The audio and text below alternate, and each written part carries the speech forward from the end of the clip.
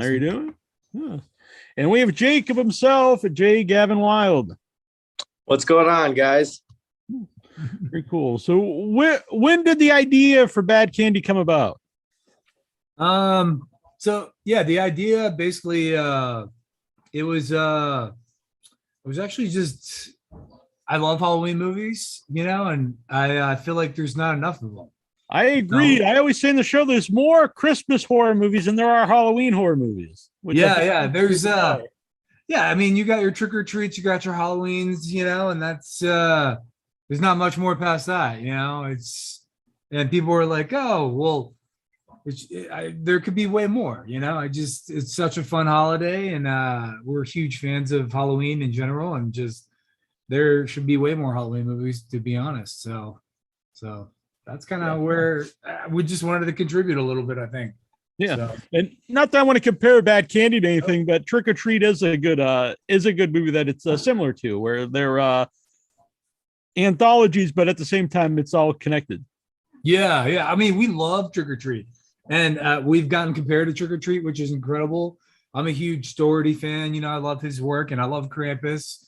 There's not enough. There's just not enough horror films that are Halloween, and I think we're more in the dark comedy realm. We're kind of a hybrid, I would say, which I do. I'm more of I would say Desiree and me, like we're more of the Sam Raimi, kind of world with we just like weird dark things. It's it kind of sets up right away, not to give any away, but like person gets run over right in the opening, and you kind of sets you up for what kind of movie you're about to watch. Oh, totally. So, and then Gavin's in Halloween, so I don't know. He likes Halloween movies too. He's in all kinds of horror things, but yeah. How did you get involved, Gavin? Well, I worked on a show called The Righteous Gemstones, and I just fell in love with working with David, and I think that feeling was semi-mutual, and he wanted me to audition for a role in Halloween Kills, and long story short, he ended up booking me, and it was really, really weird. I truly give all the credit to booking that role to our time spent together on the Gemstones. Pretty sweet. So that's a great show too. I love that show. It is very fun. I already knew Gavin, but it's just kind of funny to see drunk Gavin. Playing young Denny McBride, fucking up some kids and just getting in trouble. It's kind of funny. So I love that show. Yeah. So are you a horror movie fan, Gavin? Absolutely. I mean, I've had to grow up and not let them get, I guess. But as I've gotten older, I've gained a whole new appreciation for them, and I think really Scott's film was, and I truly mean this, the film that made me forget how special Halloween is. It's very much like Christmas in the sense of it's its own, like it's like this fog in the air. It's like everything around you is Halloween, and it comes with its own lights and its own candy, and its own everything about it is just like a fog in the air. It's hard to explain, but Scott's film reminded me of that, and he's actually made me go back and watch. Seeing Bad Candy made me go back and watch a few other horror movies, and now I'm trying to do one myself because I just. Oh, really? That's very cool. I think we might have lost your audio there for a second. Oh, dude, I've got the worst Wi-Fi on planet Earth. Got that Xfinity. I do as well. Worse than Xfinity, but I don't want to say the name because we're live. Fair enough. But like Gavin was saying there, when I'm watching in my notes and stuff, there's a lot of it reminded me of being at a haunt because you have the cool lighting and the fog, and it definitely it made me think though, was all that made for the movie, or did you guys borrow some from like something that was going on? So it's funny you say that. I actually grew up working in a haunt. Oh, really? Yeah. So when I was 11, I snuck into a haunt with like this crazy costume I made. and I started scaring everybody that worked there. I wasn't going after the people walking through the lines. I was trying to hunt down people that were working at the haunt just to kind of mess with them and scare them. And they ended up, we were like, who the hell is this like punk ass kid scaring the shit out of the people that work here? So they gave me a job. And then I just, year after year, I just kept scaring people and getting paid to scare people. And I learned special effects and learned about acting and making monsters and props. And that led me going to college and all that and getting, further invested in it. But I'm a huge set design nerd. I love any movie I watch besides the directing and the acting. I'm always like drawn to the sets and the colors and, I draw too. So I would say just the attention to detail, even with Jason, who was our production designer, I was there every step of the way with him, just like drawing out little pieces and sets. And, my pitch to Bad Candy was like, hey, I'm trying to make the Guardians of the Galaxy for Halloween movies where it's so bright and lit and colored that it's just a fun, it just looks appealing to the eye. And, it's a tiny film. People don't realize how small Bad Candy's budget is the food budget on Halloween, like the catering budget. So it's like, you got $90,000 to make a movie where Halloween is like 20 million, and we try to pull off what we can with virtually nothing. We tried our best, and I've gotten a lot of great reaction to the film, and we just, just try to do what we can to get this movie out there. Well, all that stuff really adds the production value, the cool cut lighting, and that's something I always like to. I even in my notes, all the different locations feel like they're lived in. Oh, they're yeah. not, for this movie. Yeah, I mean, there's so much attention to detail. Even Gaven, he came on early, and I think we spent a year and a half, almost 18 months filming this. Just because, and Gaven knows that I do music videos, since I put Gaven in like 3 or 4 music videos now, probably more than that. I don't know, I lost count. But I fund the movies by doing music videos. So music videos is like my full-time job, I guess you could say, as a director. But the goal is to do movies full-time, which, it's always a goal. And, we're still not there, but movies like Bad Candy open doorways, so. Yeah, the lighting. I don't know if you're familiar with Haunted Overload. That's a big one here in New England. It cool. Part of the documentary Haunters, but the lighting was very similar to me. It had a lot of purple lighting. Yeah, I've seen that. I do like that documentary. Yeah, I've seen that. Yeah. But I mean, it's a McCamey Manor, though. But yeah, McCamey Manor. I've had a friend do that, and they didn't last. I think that he got kicked out of San Diego. Now he's in Tennessee or something. That guy. Yeah, I've had him on the show. It's a very peculiar interview.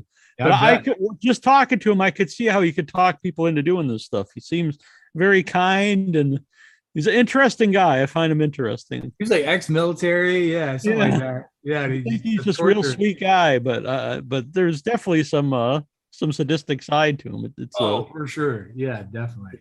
Yeah. Gavin, did you actually do anything for Halloween this year? I didn't, and I was so disappointed. We just moved in a year ago on Halloween, actually, and because we were moving, we didn't get to see if there was a big crowd. It's a really small town, so I think this year we were just kind of scared to go out, so we just stayed inside, and I think I put on a Ted costume, and we just sat inside and ate candy. Well, that's still fun. How about yourself, Scott? Did you do anything for Halloween? Oh, go on. Sorry. Fuck yeah. I scared all the goddamn kids in the neighborhood. I mean, if you see my house, we're crazy. We set design the whole goddamn house, and I think my power bill was like $1,000. So we went 32 days with like full decoration, and I think we got like 300-400 kids. So that's pretty cool. Oh, nice. Yeah, which is pretty good for the pandemic, but we worship Halloween. We are a little too obsessed. I think we try to dial it back, but every year it gets worse. So that's just how we are, and I love that. So yeah. So was the Chili Billy character? Obviously, it's kind of based on a lot of different people, but was it based on anyone particular? There was a radio DJ from the 70s named Chili Billy who I mean, we honestly we kind of like the name. And funny story, we actually had Sid Haig casted as Chili Billy. Oh, wow. And he was locked into the film, ready to go. And obviously, he passed away right in the middle of the movie. So we were filming the movie, and this is like late 2019, I think, or he passed away, and we actually had no idea who we were going to get, because we had Sid Haig, and then it was supposed to be Sid Haig and Zach Galligan.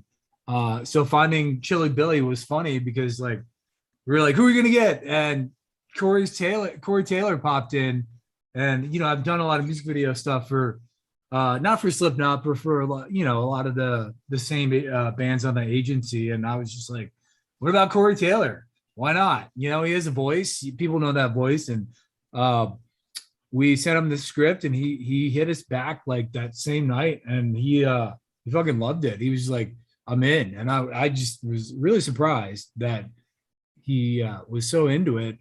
And he actually like over prepared. He memorized every single line, and it was pretty amazing, that his dedication. But yeah, we had Sid Haig, which I like to wonder sometimes what Sid would have been, or Sid and Corey. But Zach really changes the dynamic, because he's got like a older guy, and like and Sid has the voice, but he got sick, and he passed away mid when Zombie was doing 3 from Hell. So he got sick and passed away. So that was pretty unfortunate. And I know for Zombie, Rob Zombie doing his movie, they had to recast and put Richard Brake to fill Sid's spot, and they just did that little scene in the jail scene for 3 from Hell. But yeah, I mean, it was interesting the way sometimes you never know how casting's going to work out. It's just, you kind of got to roll with it. So making a movie is not easy, and you got to roll with the punches sometimes. So yeah. A big fan of Sid, and he was our first guest on the show in 2006 when we started, and really helpful to me. He got me involved doing panels at convention stuff. Just a really good guy. Yeah, he's amazing. I mean, he's one of the last true icons. There's a few of them left, but year by year, it's like there's a list, and it's dwindling down, but thankfully people like Gaven are creating, they're a part of these newer franchises that are creating new icons, for the future. Because it's just time rolls so fast. Before you know it, like that next year rolls around, and it's just like, oh man, this icon passed away, or that icon. I don't know, it's always interesting. But we love Halloween. We probably too much. So Gavin, you knew Scott before the movie. Was it through videos, like he said? Was that the first time you met him? The first time I met him was with, we were doing a project. It was a Pennywise spinoff film, and we shot a demo for it. And I don't think anything ever ended up coming from that, but me and Scott just had a blast together on that. And over Instagram and Facebook, we just kept in touch. And, I make my own things, so I'm always willing to give a hand. And whenever Scott needed somebody to fill in a role or anything like that, I was like, heck yeah, I got nothing else to do. So over the years, we just kind of worked together every now and again, and stayed. He kept me in the loop, and I kept him in the loop. So did you write Jacob like with Gavin in mind? Yeah, we actually, well, it's funny, I like to play a lot of tricks on actors, and Gavin probably knows this. I have this thing where I keep people in the dark about what they're doing until they're on set. And there's lots of funny stories from Bad Candy. But like, it's just a style I have where I love to get reactions based on acting when people have no idea, and then you kind of like drop it on them at the last second. So we had we had Gavin in mind the whole time. He was in Seven Dust, a music video we did, and a few other music videos. So many videos, I don't remember the names, but he's been in like 3 or 4 for us. And I mean, he's an up and coming guy. He's a filmmaker. I kind of look at him as the little brother I never had. So he's a good guy, and his mom's freaking awesome. And she's a costumer on all these movies too. So it's kind of like we have this like little film community in Atlanta, and it's just like a lot of people know each other. And Gavin's, I mean, watch out for him, man. He's coming right up the ranks. He's doing his own films, and he's doing his visual effects, and he's, acting. I think you have to be doing everything nowadays, like what he's doing. And I DP, I direct, I edit. It's crazy. I fund my own movies. It's just like, you got to be, on all fronts. So it's always interesting, but yeah, I had Gavin in mind for the film, and we just, we had prepared him for the role, but like on the day of, just so he has that fresh take on things. And I feel like it puts you on edge, a little bit. So get different reaction out of people. And he's got some fans here in the chat room. He's got just another motorcycle junkie says, my dude Gavin is a super talented guy. And Marky says Gavin is an amazing talent as an actor. Oh man, dude, it's so weird. Like they're too kind. Like I don't know how to take compliments like that, because to me, I'm just an average Joe. And Scott, what you said, that really meant a lot to me, man. I dude, if there's anybody to watch out to, it's you. It's Scott Hansen and Desiree. Like, you guys did such an amazing job with that film. And we were talking earlier about the cinematography. That thing was eye candy, dude. Like with the colors, and just the composition, like that was an amazing film. And what you guys did with it, with such a low budget too, is nuts. If there's anyone to look out for, it's that guy right there. Well, Scott, you said you draw it too. So some of the artwork in the movie, was that yours, or? Yeah. I mean, some of the drawings from Kira, she draws, anything she draws comes alive. So, I have all kinds of weird. I probably got 5,000 or 6,000 drawings. I've been doing it forever, and just a little. I feel like if you're gonna be a good director, you need to know how to draw and do your own storyboards and composition, line of sight for frames. And because when you get to like a DP or camera guy, like they're just gonna listen to what you're telling them. And if you're directing, that's why I look up to people like Guillermo del Toro. I mean, he draws all his own monsters. He storyboards a lot of his own shots. Same with James Cameron. I mean, he storyboards a lot of his own stuff, and I just have mad respect for that. So I just try to be like them. Those are my idols. I know he didn't direct it, but Antlers is great, by the way, if you haven't seen it. Oh, I heard it's amazing. Yeah, I have to see that. Yes. Yeah. It's not a fun movie. It's very dark and depressing, but it's a very good movie. Heck yeah. It's great you mentioned that, because the younger Harmon, or Harmon in The Righteous Gemstones, is the main kid in that. And I remember really good actor. I remember talking to him about it. I was like, oh my gosh, dude, that's awesome. I love to see when friends of mine that are actors or in the film industry in general, have something big like that happen. It was crazy. That's awesome. Yeah, he did a great job. Sometimes a child actor, especially given a lot to do in the movie, but he's great in it. That's cool. So who did the effects for Bad Candy? We had a variety of people, to be honest. One of the guys that we pulled in, though, is like, his name is Wayne Anderson. He did our giant bat creature and some of our blood stuff. But cool story about Wayne. He is like, he's like the next. He's just a huge, like Rob Bottin. I would say he's like the next Rob Bottin or like Rick Baker. He's already there. Like, this guy is huge. I was just a fan of his, and I messaged him. I was like, hey man, a huge fan. He did the Predator suit 3 years ago, which I was incredible. Bad movie, not a good movie, but amazing suit. I'm still preferable to the first two movies for Predator, but I was just like, man, you're amazing. Like, how do I get you to work on a small movie like, Bad Candy? And he was literally on the set of Avatar 2 in New Zealand. So I just reached out to him, and he's just like, hey man, buy me a ticket. I can make this bat creature thing for you. And I literally bought the ticket like a few days later. And he came off of Avatar 2 from New Zealand to work on Bad Candy. And it was just a weird, he was just telling me, he's just like, I'm on this mega $1 billion budget movie where, the deadlines are crazy and producers are yelling at you all day. And he's like, I come to your set and it's just like so friendly and chill and relaxed and no stress. And he's just like, it was a different experience, man. And I was just like, that's amazing. Yeah, we just thought you were a badass and we wanted to bring you on, and he was really nice and made this amazing creature. And a lot of people, thought that part, they loved that part of the movie. It looks great. It's fun even before you see him and it's flying around. You're not exactly sure what it is. And then it's a great time. Yeah.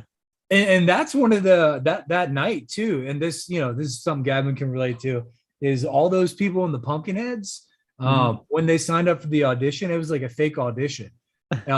I was just like, oh, there's a serial killer. It's gonna, stab everybody. And what I did is like, you're gonna have a pumpkin on your head, and they show up to the location. Nobody had any idea there was going to be a 13-foot bat creature with a 20-foot wingspan chasing you. And this is like just one of the tricks I like to use on people. And you put these actors in the situation, they're in their underwear, it's cold, it was drizzling a little bit, there was some fire, there was 3 guys throwing fake weapons at you, and then this giant bat creature, and nobody really acted. They just all reacted.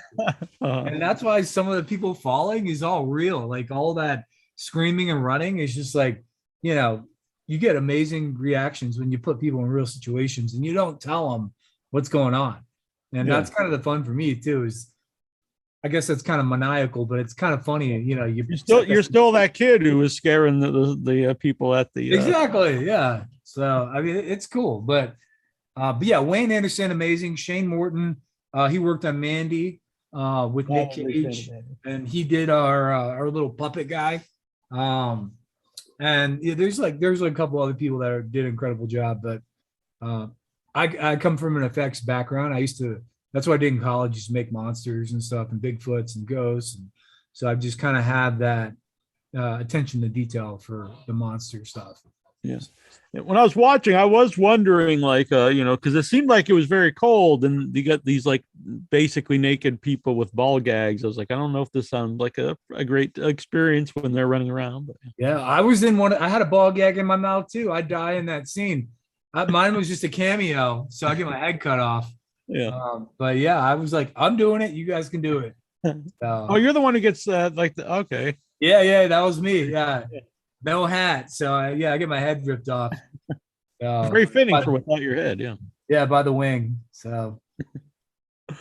Marquis wants to know what is the new movie you're making, Gavin, for 2022? Well, it's a short film that I'm trying to fund myself. It's called Primal Taste, and it's about a cannibal who kind of haunts a town in South Georgia, and there's a local detective that starts slowly but surely putting some pieces of the puzzle together after a few people have gone missing, and he realizes towards the very end that it was something that he kind of wishes he would have never stepped foot into. It goes a lot deeper than he thought it would be. Interesting. What are your plans to do with it? I assume go to the festivals. Yeah, I'm really hoping that I can submit it to some festival, and hopefully we can get somebody that wants to put something into it, hopefully to make a feature. But I really I've made my own films and little videos and things for a long time, but I've always wanted to step a little bit deeper into making things.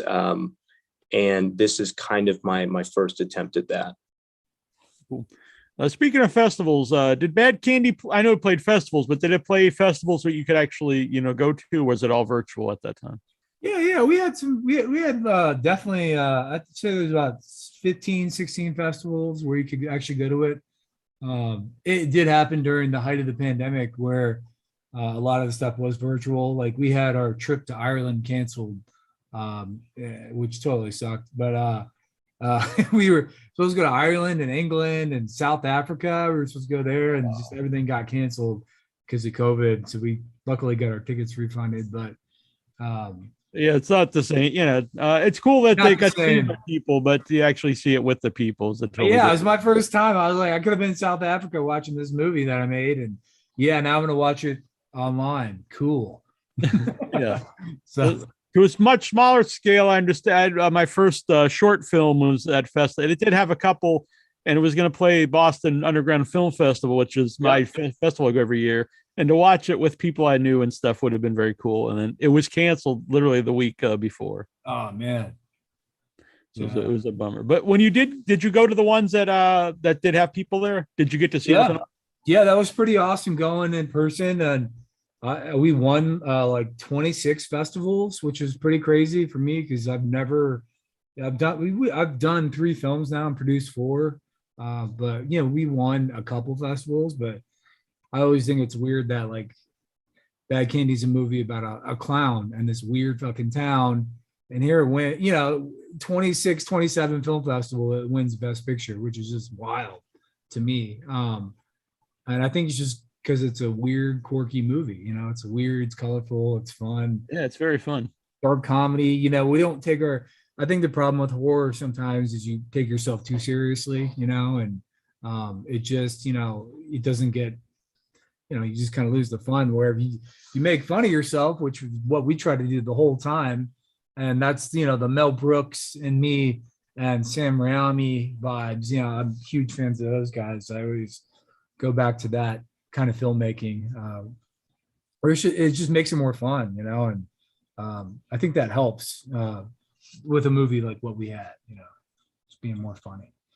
A Big Smooth in the chat room says Gavin was scared to punch me when we were doing sound effects. His reaction was crazy. So the funny story behind this is I needed him to do some ADR work. So I just had him in my living room and I put a lapel up to him. And Michael at Big Smooth, we call him, he's just like a dedicated actor. Like he's willing to get down, dirty, whatever he has to do. He's really motivated, and I love that about him. But I also, I don't want to physically harm people. And he was like, yeah, dude, just punch me. Like if that's the sound effect you need, just like come and punch me in the stomach. And I was like, no, I'm good, man. I think we can just get away with a few oofs and huffs and puffs and things like that. So that's pretty much the story behind that. That's funny that he mentioned that. Yeah. I was also a big fan of Bill Pacer in the movie. He plays Mr. Grimsley. Yeah, Bill's weird, man. Bill's a good dude. That was just one of those roles where it was just like we needed somebody who had the look, and we put him in this weird house with lots of color and just had to, just kind of build that world around him. But he's a cool guy. He's definitely a weird guy. He's cool and he's perfect for the role. When I see him, I thought this looks like a very weird guy, but in a good way. He owns it. He's a good actor, local to Atlanta. He's in a lot of stuff. So. And again, the house is very lived in. There's all kinds of little trinkets everywhere, which to me, I like to look at that stuff. Really adds to the feeling. Yeah. I mean, and when I was growing up, I'm 39. So when I was growing up, trick or treating was like in the 80s. It was amazing. Thousands and thousands of kids. Where now everybody goes to church and malls and stuff, where you get a couple hundred kids a night. But I remember like the big things about like putting chemicals in your candy and pins and razors and all these scares. And I just kind of drew from that, it was, I hadn't seen that in a movie yet. I was surprised I hadn't seen that in a Halloween movie. You kind of see it in Trick or Treat where he kills the fat guy, but this guy was handing it out to everybody with the razor blade, so it's kind of fun. But yeah, I just kind of go back to we need more Halloween movies. I agree. I'm going to use that clip to promote the show. Razor blades and candy. It's kind of fun. But, yeah, it is. So yeah, I don't know. Yeah. Gavin, did you get to see the movie with an audience? I did. The first time I watched it, it was previewed in. We did a. We watched it in our cars, and they drive-in. Yeah. Oh, nice. You know what you're talking about. But yeah, and we watched it at a drive-in, and it's crazy. I remember watching it for the first time, and like Scott was saying a couple minutes ago, like there were things that he managed to bring into that film that I thought were just something that was in the air at the time in the 80s that could never be recaptured. But he managed to do it. He made me feel like I was a kid sitting at like a Halloween fire, a fire at Halloween, and talking about monster stories and telling each other all types of things like that. Like there was just this very similar to the way the original Halloween movie made me feel, the 1978 one. He managed to like capture that. I'm not sure how still to this day, but like that's how it made me feel. So I did get to watch it, and yeah, it was at a drive-in. Oh, very cool. Yeah, I grew up going to the drive-ins. It was kind of cool to see him come back for a while. Yeah. My first one that I ever did. I didn't really even know that the drive-ins were really a thing until Bad Candy. Yeah, I hadn't gone for decades. It was I'm 45, so I grew up going to them when I was very young. When they went away here for a long time, but it was cool to see them pop back up for a while. I don't know if they're still that'll continue or not, but it was fun that they did for a while anyway. A lot of cool gore in the movies. What was the what's the vibe on the set like in the morgue scene when she's having sex with a corpse? It's a very it's a very awkward scene, and I'm a big yeah, and I think that's kind of fun. Like with having I co-directed with my now wife Desiree. She she works on like a Netflix and TV shows, so we brought her in. And I was just like, hey, this will be a lot more fun if you're helping direct this scene with me, because, when you tell, an actress to moan and all that, it's always tough. It's always, you got to do the sex scenes. It's always interesting. And I try to, it makes it funny, it kind of definitely is kind of funny. But, I was just like, this scene is about this girl who took some acid, and she just like, she's very lonely, and her boyfriend breaks off with her on a few scenes before, and she just sees this corpse and she's tripping, and she just like admires him for a little bit and hops on, and has a good time. And then you just kind of find out, was it real or not, or did any of this happen? So, yeah. But Haley Leary's an amazing actress too. To pull that off is quite tough, especially and a room full of dudes and crew, and luckily we had some women in there as well, which makes it easier for her. But it's just being professional and trying to get the shots, and she understood the scene, and I think she killed it. She did a great job. So it makes people feel weird and uncomfortable. Yeah, definitely. Yeah, because I think you don't normally see with a woman and a corpse. If you see something, it's usually a guy being creepy with a corpse. Yeah, and we thought that was a cool flip because I had always seen it the other way, and I was like, well, why can't it be the other way? Why not? So yeah, I agree. How about you mentioned the little puppet? Did you keep it? What happened to it? Oh yeah, he's right here. Oh, very nice. The things Scott has around his house are this is Murph. So yeah, he's our little scamp or whatever. I think you call it a scamp. But Shane Morton makes puppets, and he made this guy, and we just we wanted it to be like real, and he did the green screen suit walking around, so he's like walking around and stuff. And if you watch the end of the movie, this guy comes back, so he's still alive. But Riley, or Kira, that's her name in the movie. Kira creates this guy to help get to bust out of her room because her dad is just, he's a shitty dad. So he wants to just trying to get out in that scene. Yeah. He's a shitty dad. He's a good actor. I liked him. Yeah, he's a good actor too. He was great, man. He was it's not easy to pull that off, So it's he did a pretty good job. And the fairy is actually Desiree. That's her cameo. Oh, really? Yeah, the co-director Desiree, that's her cameo as the fairy. So that's cool. Oh, by the way, when I saw the cat earlier, what was the cat's name? Cat's name is Pennywise.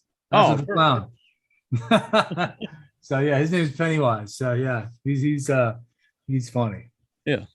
So Gaven, when you started doing the horror movies and you started watching some horror movies, what are some of your favorites that popped up? Oh man, I rewatched the Sinister movies, and dude, like I remember watching them, when I was young, and I just was too terrified to pay attention. So I watched them because Scott Derrickson wrote them, and I got the opportunity to work with him on The Black Phone. And man, I would say some of my favorites are definitely, after filming Halloween Kills, I went back and I watched the 1978 version of Halloween. I would say that's right up there. And then the Sinister movies. And then I watched one lately. I can't remember the name of it, but like I just had forgotten how really awesome horror was. And it all started with Bad Candy. I finished watching Bad Candy and I was like, God, like, I can't believe I forgot about how magical the time of Halloween is. So yeah, I would say the original Halloween movie, and the Sinister movies are probably some of my favorite. That's cool that you went back and watched the old Halloween. It's weird because I do dinner and a movie with my friend Annabelle, where we go and we watch 4 movies and we review them over dinner in Boston. And we went and saw the new Halloween and we were reviewing it. And our waitress just mentioned she went to see it and she had never seen a Halloween movie before, which I thought was very strange. I was like, I don't know how you could go into Halloween Kills without ever seeing another one. And then she said she went back and watched the original. And I was like, I know a lot of people online, especially older people like myself, they get grumpy about remakes, but it works that way. People can see, younger people see new stuff and then they go and watch the older stuff. Right. Yeah, and she went and watched The Exorcist too, which I thought was cool. Yeah, I'd throw The Exorcist up there, definitely. That's one of my favorites. Yeah. So what were some of the ones that made you a horror movie fan, Scott? I would definitely say The Exorcist freaked me out. 28 Days Later, or 28 Days. Is that the first one? Whatever the first one is. The zombie movie. Yeah. I love that Some movie. people get mad. They'll say it's not a zombie movie, but yeah, I agree. So good. Yeah, I love that movie. I would say Aliens. It's like action horror. That's probably one of the greatest action horror movies of all time. That movie could come out now and make $1 billion. There's just that movie, and I love Alien. Ridley Scott and all that. I love like weird stuff though. I Spit on Your Grave, those kind of things. Hereditary, Nightmare on Elm Street, all the Halloweens, obviously. Well, the first 2 are amazing. I like Halloween. I can't wait to see all 3 Halloweens, the newer ones, all back to back. I love the first one from last year. This one, I was like, damn, it's the middle movie. I know my house made for it. It's like the second Lord of the Rings, where it's like, it's like, but I'm sure when I watch all 3, I'll be happy because I know what they're doing. They're cutting this shit. They're cutting 2 long ass movies into 3, so it makes you want more, but you're kind of mad. But whatever. I love Scream. I love Saw. I had a meeting with today. I had a meeting with Dan, who directed the Blair Witch Project. Oh, nice. Yeah. Might be working on a project. So him and the guy that wrote Final Destination. That was a cool meeting for me. They saw Bad Candy and they dug both it. Of them, 2 former guests here on the show. Cheap plug. Yeah, I mean, dude, Final Destination. Every time I'm behind a damn logging truck, I'm like, no, we're moving out of the way. We're getting out of the way. Fuck these logs. Yeah, I mean, I love you can't see my wall, but I have like all kinds of fun horror icons, Pinhead, nice. Ash, Evil King Dead. Kong over there. Yeah. Yeah, King Kong, Sid. I kind of grew up watching all the Gremlins movies and Troll, all those like weird ass 80s movies, Demons. Um, there's so many good 80s movies. I've had so many inspirations, but I think Pan's Labyrinth, man, what a crazy movie, like just a crazy movie. I could go on forever though. I love horror movies. I like all movies actually. I love action movies. I like discovering. I think French movies are wild. French horror, that's like another level. If you saw Raw, like that movie Raw, when they're that couple's like having sex and they're eating each other, I was just that sentence blows my mind. they're totally going at it and they're eating each other, and I was just like, what am I watching? These fucking French people are crazier than I am. I love that shit. Gavin, you're gonna watch Raw tonight with your mom. It's gonna be weird. See if you can make it through the movie. It's about this veterinarian who has a taste for she turns into a cannibal. So it's good research. Oh, so yeah, it's very fitting. Yeah, inspiration for inspiration. It's this veterinarian scientist, or no, she's just a vet, and she basically she's like vegan or something. I can't remember, and she just develops a taste for meat, and whoo boy, it gets wild. Cool. That's like it's really cool that she's vegan too, and she's starting to have a taste for not animals, for called humans. Raw. RAW Raw. Yeah, you rent it on iTunes. It's her new film just came out. It's weird. What is the new one she just did? Where I saw it at the theater actually. She has sex with a car or some shit. Yeah, exactly. It's a very bizarre movie. Yes. But it's doing well. It did really well. I think filmmakers like that are just amazing, like doing weird shit. I love the original Dracula, Bela Lugosi. Like some of those set designs of like real castles and paintings, you can't tell. You just can't tell. It's just so good. It's done so well. So, I mean, I'm just a huge horror fan. You got to be a fan to kind of contribute to the genre, but then you don't really have to. You can just be a creative filmmaker that just likes to make weird shit and try new things, and that's the joy of filmmaking, is just being weird and taking chances.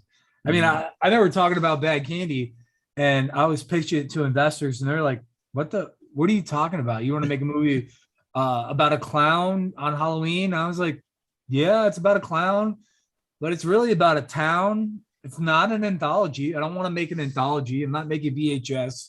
All these stories, it's like the horror version of Crash. All these stories, they all like crash into each other and crisscross, and it's about a weird town, and that's kind of where I went with Bad Candy. And we started writing a sequel already. We're like halfway through with the sequel, and so we I haven't even talked about that, but the sequel is going to be hopefully shooting like late next year, I think, around Halloween time. We want to try to position it right, if everything hits right. So did you film this during Halloween to get some of the backdrops and stuff? Yeah, there's a couple of places in Atlanta where freaking Halloween is crazy. This place called Grant Park in the city, and all those scenes, those were like real kids, like thousands of kids.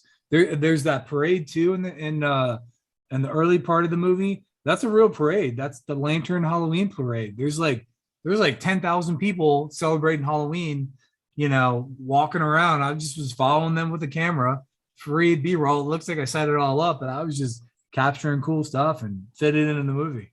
Yeah. So.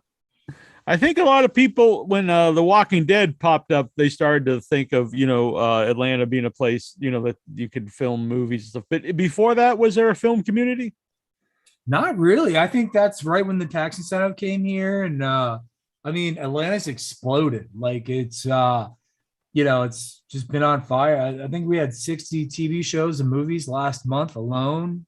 And it's just like a lot of people are coming here. And I just think that's awesome. I did my time in Los Angeles. I didn't really like it. I lived in New York. It was like, cool. I need a garage. I need my own car. And living in Georgia, it's a little cheaper, it's a little more affordable, and there's no permit police like there is in LA. Like you'll get fined if you don't have a freaking permit if you're filming on the sidewalk, and it's Georgia's like whatever. And you can get away with a lot of stuff here, which can be good or bad, I guess. But overall, I love Georgia. It's a great spot to film. Yeah. Gaven, is there any similarities between you and your character, Jacob? I would definitely say so. I'm normally, I don't know if I would go into an old house like that. I'd probably be like, yeah, no, there's no way.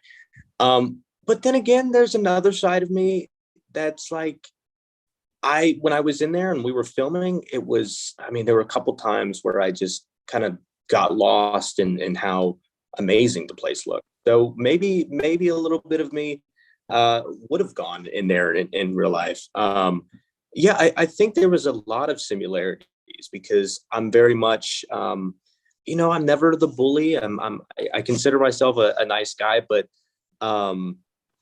I can be kind of not necessarily a pushover, but if you kind of push me enough, I'll do it. And I think that's what happened. They were pushing me so hard. I just was like, you know what, let me give this place a look. So there are definitely some similarities for sure. The actors that played the bullies, did you know them before making the movie? I didn't. Or actually, no, I didn't. And he ended up being, one of the actors ended up being in the Mayday Parade video. And he was a really cool dude. I'm very glad to have met him. But no, that was my first time meeting them. Angie Wilde here in the chat room says, super proud of my kiddo, has gotten to be part of quite a few things with Scott and Desiree Hansen. They're both absolutely amazing. I can't wait to see the incredible things coming up. What's up, Angie? A little biased, but this is very nice for her to say. Yeah. Yeah. By the way, I see the black phone. I see the trail. Like I go to the movies every week. That's the main thing I missed during the pandemic was going to the actual theater.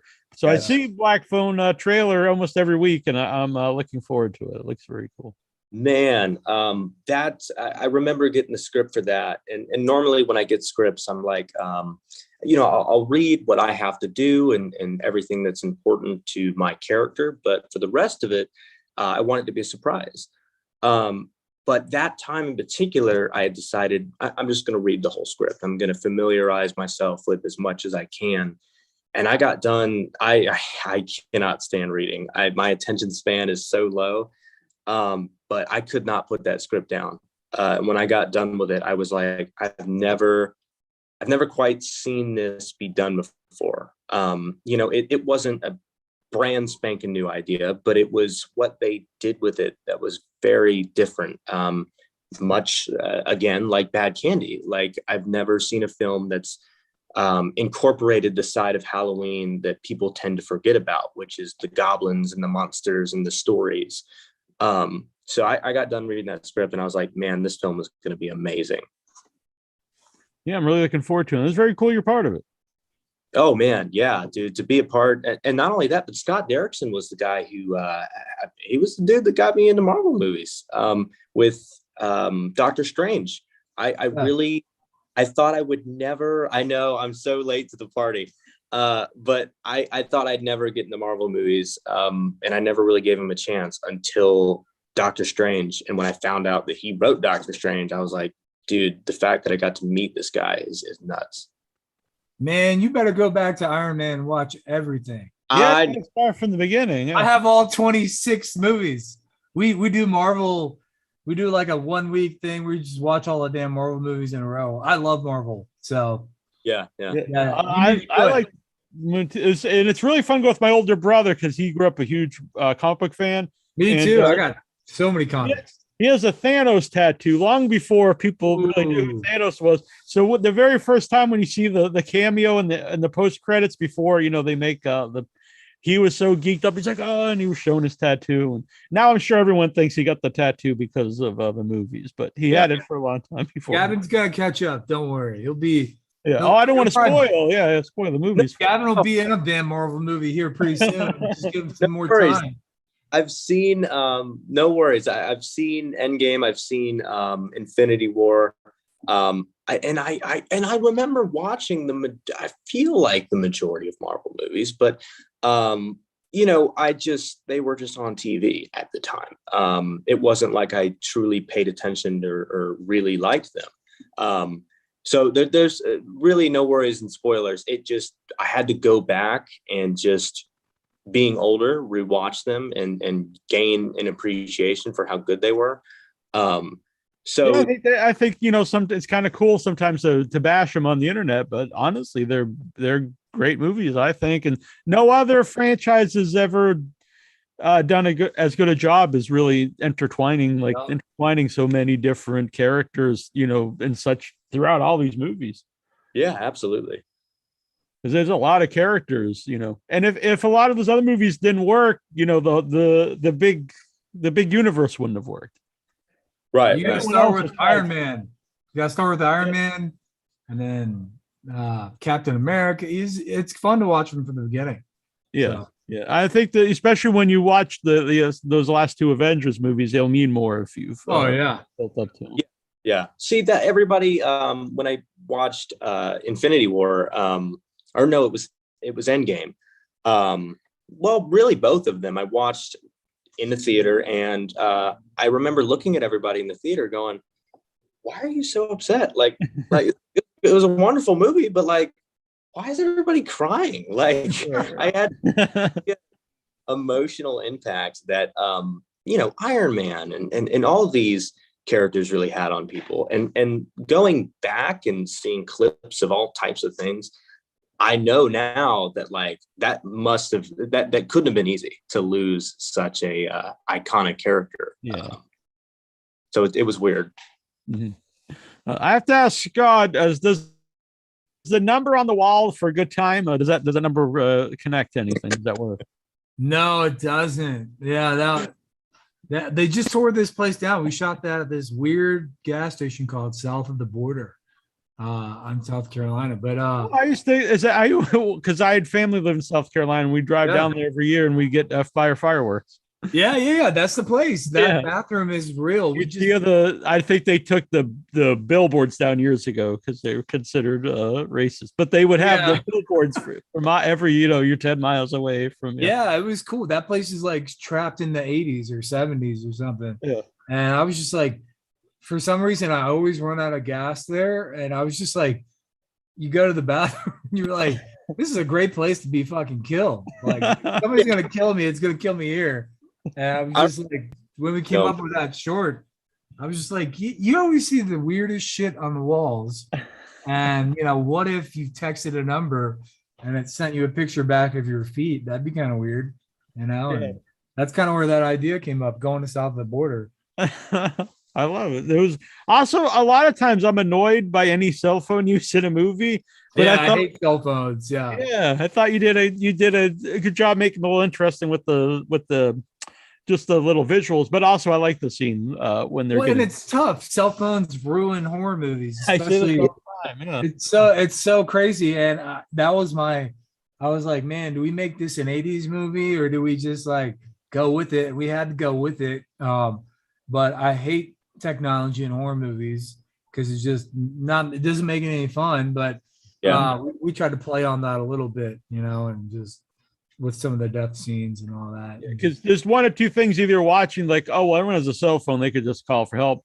Or there's some silly shoehorn scene and why they have to get rid of their cell phone that usually doesn't really work.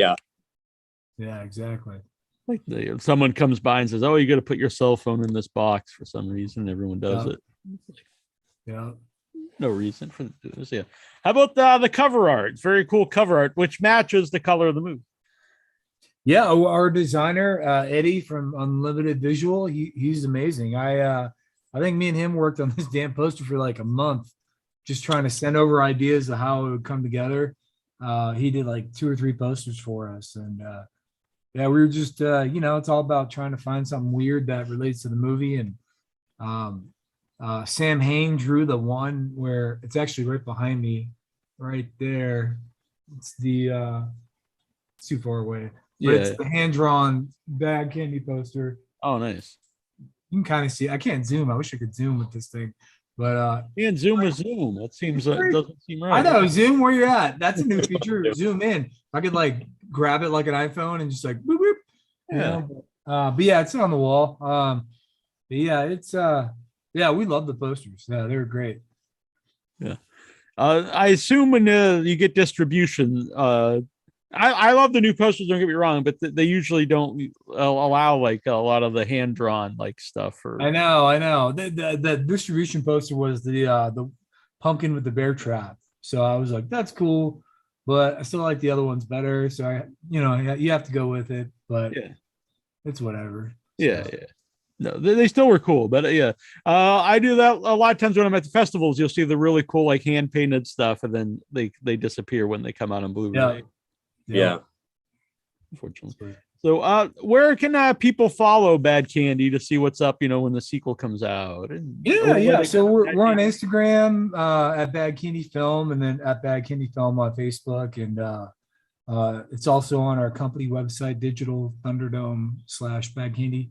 But yeah, we're writing a sequel right now, and if you like the first one, this is like Harry Potter on cocaine. It's like way crazier. So we're trying to get Bruce Campbell right now nice. Because if you watch the first one, somebody passes away, so we're trying to fill that maybe a Corey Taylor and a Bruce Campbell duo for the new radio guys. We tried to get Bruce on the first one, but he wanted the entire budget, so for a weekend. So he loved the script too, which was amazing. Bruce Campbell, love Bruce Campbell. But yeah, we're trying to get him. I think I'm going to be able to get him. The first movies definitely did pretty well, and it'll help us get a sequel. But it's a wild movie. The second one is way crazier. So. Very cool. I'm looking forward to that. And speaking of, you grew up a Gremlins fan. There's a great, Donnie After Midnight line in the movie. Yeah, well, it's funny because that was Zach, and in his contract, he was like, no Gremlin jokes. And I was like, fuck that. It's Zach. If it comes from Corey, it's gonna be funny as shit. And I was just like, hey Corey, you gotta say this Donnie After Midnight joke and just catch Zach off guard. And he just dropped it on him. And I wasn't allowed to do that, but I was like, I don't care. And he just dropped on Zach, and Zach starts laughing, and it just made the cut. I was just like, you got to drop the Gremlin line in there. Because at first they were like, oh, can we have Zach as, shaved so he looks like Billy? And I was like, no, let's give him a porn stash, let's give him a little dated 80s, make him grow out his beard, and his beard had holes and stuff. It wasn't fully grown out. I thought it was kind of funny. So, but it worked out. Definitely worked out. Yeah, no, it's very fun. And Gavin, where can people follow you? See what you're up to. So I've got an Instagram. It's J Gaven Wilde, and I have 2 pages on Facebook. One is Gaven Wilde, and the other one is the same as my Instagram, J Gaven Wilde. And the most recent thing I've got on that is a really awesome interview I got to do with Halloween Daily News about Halloween Kills, and as well as some stuff. I've got a promotional video on Primal Taste that's linked to a GoFundMe, that because we're trying to get things up and running on that. But yeah, it's J Gaven Wilde. Very cool. And I'll share that link for you up on the website. Yeah, I appreciate that. Yeah, no problem. Of course. And Digital Thunderdome, by the way, a great claymation video for the intro of Untitled. Yeah, we love.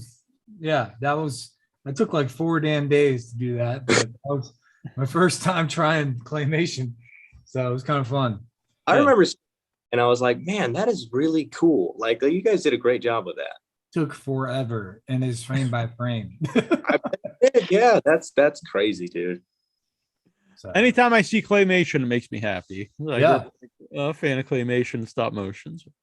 Yeah, there's a scene in the movie where Haley, the girl who's doing the corpse, we did a claymation of her before right after her trip. She turns into a claymation character, and she like dissolves into the wall, but it just didn't come out right, so we cut it. but we tried it again there. It was kind of funny. Yeah. So. Now you mentioned, losing icons, over the years of when I started the show, I almost had Ray Harryhausen on the show, but it never worked out. That would have been amazing for me. That would have been incredible. Man, he's the king. Definitely. I still think it's one of the best scenes ever, the skeleton scene. And yeah, totally. I like the skeleton scene also in Army of Darkness. Agreed. It's very similar to very similar. Yeah, I love that. Yeah, and I was a big D&D kid, so seeing Army of Darkness in the theater was right up. It was very much like watching Dungeons and Dragons on. Yeah.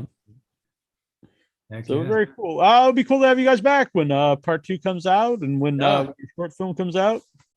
Yeah, definitely. We're gonna bring Gaven back from the dead. I don't know, just kidding. All right. Dude, make it. Watching the final film, like it come all together, I was like, man, I cannot believe. Like, I was proud to be a part of it. It was a really good film, dude. We're proud to have you, man, and I can't wait to see Black Phone, man. And I think you're in Gemstones too, right? Are you in the second season? I think I can say that. I need some more drunk flashbacks of Danny McBride. Oh, dude, man, you. I'm not sure if you'll get that, but you won't be disappointed. That's true. When you play a young Danny McBride, do you get together with him to do like any like similarities? Like, how does that work? No, man. The first time I met him was, I think we were just on set. I think we were filming, and we had break for lunch, and he got up in the middle of like mid bite eating his food. Like he saw me and he got up and came over and shook my hand and introduced himself. And it was just such an awesome interaction. But no, we didn't. I noticed a couple of people have asked me that and said that, like, did I rehearse with him? No, I pulled most of it from movies like Land of the Lost and as well as I think 2 weeks before we had gone out to shoot, I had watched all of Vice Principals. And I kind of got it. I was like, okay, this guy's like a man child. He's a baby in a man's body, pretty much with his character in that. So I really just pulled from Vice Principals and previous films I've seen of his. Very cool. That works. All right. Well, this has been really fun. I really like Bad Candy, not just because you guys were here. It's a very fun movie. I too love Halloween movies, and it was to me it was just a good time.